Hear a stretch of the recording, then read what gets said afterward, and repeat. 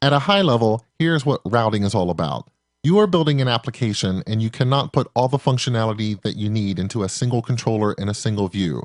You have different features and you need different areas inside the application. That's going to require multiple views, multiple controllers. Each view and controller is responsible for a specific feature or area of functionality. And now that you have functionality spread around, how do you know where the user is located in your application? How do you know what is supposed to be on the page? What are they seeing? Are they trying to view the details about a user, or are they trying to view the details about a repository for some user? And that's the first question. How do I know the location of the user? Well, the browser does have the concept of a URL, a uniform resource locator. That's what appears in the address bar. We usually think of the URL as a way to reach some resource on the server, but when building an application with Angular, you can also start thinking of a URL as being able to locate a resource on the client, too.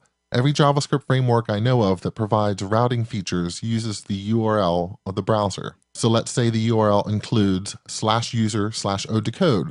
That means your customer wants to see information about the GitHub user, odecode.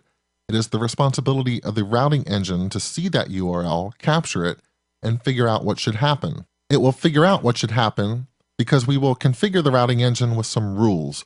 Rules like, when our customer comes to the URL that looks like /users/some username, you need to render the user details view or the user's details controller. So the rules we configure allow the routing engine to pass the request off to the right area of the application. We'll have a controller find a user, and we'll use data binding to put that user information into the display. Then a customer might click on a link, one that takes them to /user/odecode/repos. So they want to drill into the details of the repositories available for this user.